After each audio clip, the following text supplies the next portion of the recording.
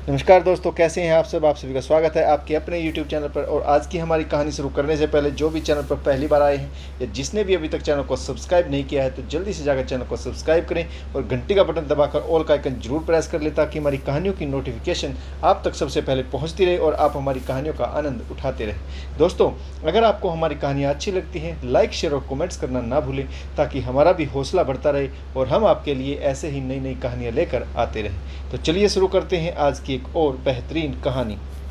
Honeymoon पर सब कुछ कितना प्रेम से सराबोर होता है कहो तो पति हाथ में पत्नी का पर्स भी उठाकर चल पड़ते हैं। पत्नी थक जाए तो गोदी में उठा ले और कुछ उदास दिखे तो उसे खुश करने हेतु चुटकुलों का पिटारा खोल दे।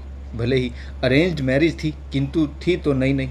सो पीयूष और कोकिला दोनों मंद मंद मुस्कुराहट भरे अधर लिए, शरारत और झिझक भरे नयन लिए एक दूसरे के गलबहियां डाले चल दिए थे अपने शादीशुदा जीवन की शुरुआत करने।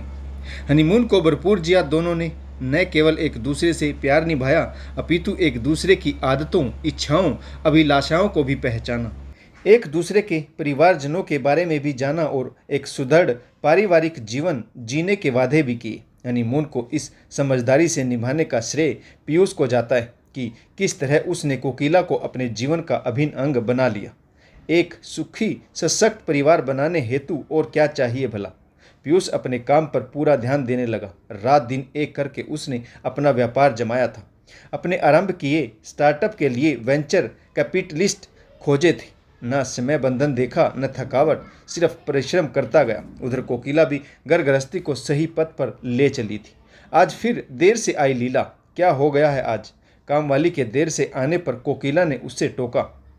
इस पर कामवाली ने अपना मुंह दिखाते हुए कहा, क्या बताऊं भाभी जी, कल रात मेरे मर्द ने फिर से पी कर दंगा किया मेरे साथ। कल मुहा ना खुद कमाता है न मेरा पैसा जुड़ने देता है। रोज़ रोज़ मेरा पैसा छीन कर दारू पी जाता है और फिर मुझे ही पीटता है। तो क्यों सहती हो? तुम लोग भी ना तभी कहते हैं पढ़ लिख लिया करो। बस आदमी और बेटे के आगे झुकती रहती हो। कमाती भी हो फिर भी पीटती हो। कोकिला आज के समय की स्त्री थी। असहाय व दयनीय स्थिति से समझौते के बजाय उसका हल खोजना चाहती थी। शाम को घर लौटते पीयूष के हाथ में पानी का गिलास थमाते हुए कोकिला ने होले से उसका हाथ अपने पेट पर रख दिया। सच कोकी, तुमने मेरे जीवन में इंद्रधनुषी रंग भर दिए। हमारी गृहस्थी में एक और सदस्य का जुड़ना मुझे कितनी प्रसन्नता दे रहा है मैं बयां नहीं कर सकता। बोलो, इस खुशी के अवसर पर तुम्हें क्या चाहिए? मुझे जो चाहिए वह आप सब मुझे पहले ही दे चुके हैं। कोकिला भी बहुत खुश थी, पर अब तुम्हें पूरी देखभाल की आवश्यकता है। पीयूष उसे उसके मायके ले गया जो पास में ही था। इस खुशी के अवसर पर कोकिला के मायके में उसके और पीयूष के स्वागत में खाने पीने की एवं तैयारी। उनके पहुंचते ही कोकिला की मम्मी उन्हें गर्मा गर्म स्नैक्स जोर देकर खिलाने लगी। उधर कोकिला के पापा पीयूष और अपने लिए 2 गिलास में शराब ले आए। पापा, यह आप क्या कर रहे हैं? उनकी इस हरकत से कोकिला अचंभित भी थी और परेशान भी। उसे अपने पापा की यह बात बिल्कुल अच्छी नहीं लगी, किंतु पीयूष को बुरा नहीं लगा। बोला, तुम्हारे पापा ने इस मौके को सेलिब्रेट करने हेतु ड्रिंक बनाया है, तो इसमें इतना बुरा मानने की क्या बात है? फिर तो यह कर्म बन गया। जब भी कोकिला मायके जाती पीयूष और उनके पापा पीने बैठ जाते। कोकिला अपने मायके जाने से कतराने लगी, किंतु उसकी स्थिति ऐसी थी कि वहां आना जाना उसकी मजबूरी थी। समय बीतने के साथ पीयूष और कोकिला के घर में जुड़वा बच्चों का आगमन हुआ। दोनों की प्रसन्नता नए आयाम छू रही थी। शिशुओं की देखभाल करने में दोनों उलझे रहते। शुरू शुरू में बच्चों की नित नई बातें तथा बाल क्रीड़ाएं दोनों को खुशी से व्यस्त रखती। रोज शाम को घर लौटने पर कोकिला पीयूष को कभी हृदय की तो कभी मान्य की बातें सुनाती।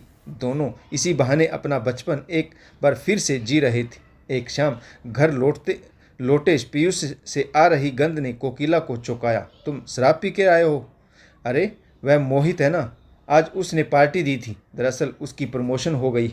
सब दोस्त पीछे पड़ गए तो थोड़ी पीनी पड़ी।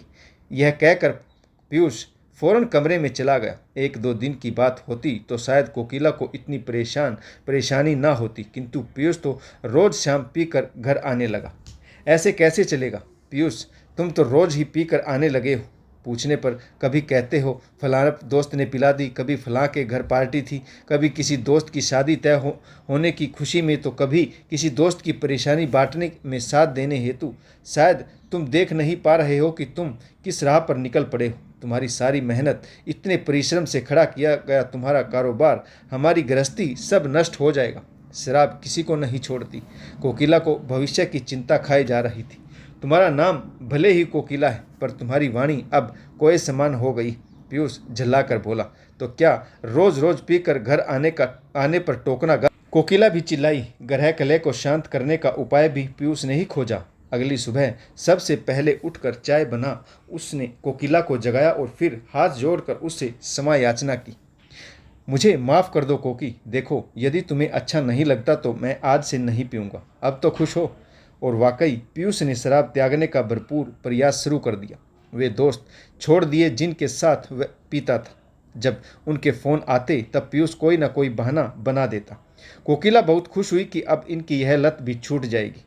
अभी एक हफ्ता ही बीता था कि पीयूष के चाचा जी, जो अमेरिका में रहते थे, एक हफ्ते के लिए उनके घर रहने आए। वे अपने साथ एक महंगी शराब की बोतल लाए। किसी लत से लड़ते हुए मनुष्य के सामने उसी लत का स्रोत रख दिया जाए तो क्या होगा? ऐसा नहीं था कि पीयूष ने बचने का प्रयास नहीं किया। चाचा जी, मैंने शराब पीनी छोड़ दी, मुझे कुछ परेशानी होने लगी लगातार पीने से। पीयूष ने चाचा को समझाने की कोशिश की, किंतु चाचा जी ने एक ना सुनी। अरे क्या यार, इतनी सस्ती शराब पीता है इसीलिए तुझे परेशानी हो रही। अच्छी महंगी शराब पी, फिर देख। हमारे अमेरिका में तो रोज़ पीते हैं और कभी कुछ नहीं होता। चाचा जी इस बात पर ध्यान देना भूल गए कि बुरी चीज़ बुरी होती है, फिर उसकी क्वालिटी कैसी भी हो। जब रोज़ पूरी पूरी बोतल गटकेंगे तो नुकसान तो होगा ही ना। बस फिर क्या था, पीयूष की आदत फिर से शुरू हो गई। कोकिला के मना करने, हाथ जोड़ने, प्रार्थना करने और लड़ने का भी कोई असर नहीं। तो क्या चाहती हो तुम? चाचा जी के सामने कह दूं कि आप अकेले पियो? मैं आपका साथ नहीं दूंगा। तुम समझती क्यों नहीं हो? मैं साथ ही तो दे रहा हूँ। अब घर आए मेहमान का अपमान करूँ क्या? चिंता ना करो, जब चाचा जी लौट जाएंगे तब मैं बिल्कुल नहीं पीऊँगा, मैं वादा करता हूँ। कुछ समय बिताकर चाचा जी चले गए, किंतु पीयूष की लत नहीं गई। वह शराब पीकर घर आता रहा। एक रात कोकिला ने दरवाज़ा नहीं खोला। तुम अपने सारे वादे भूल जाते हो, किंतु मुझे याद है, अब से जब भी पीकर आओगे मैं दरवाज़ा नहीं खोलूँगी।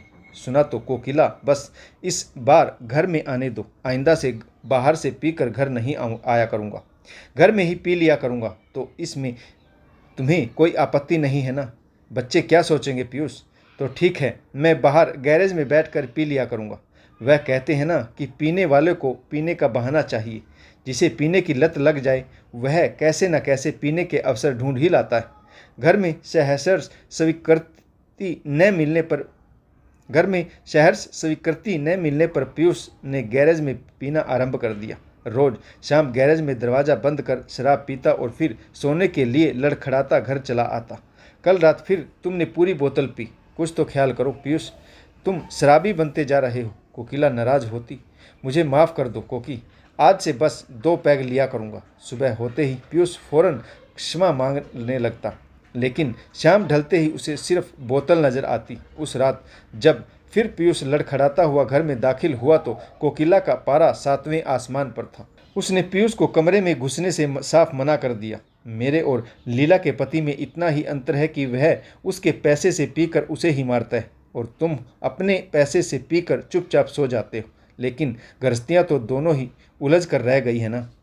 कल से पीकर आए तो कमरे में आने की जरूरत नहीं। कोकिला के इस अल्टीमेट के चलते दोनों में बहस छिड़ गई और फिर दोनों अलग अलग कमरे में सोने लगे।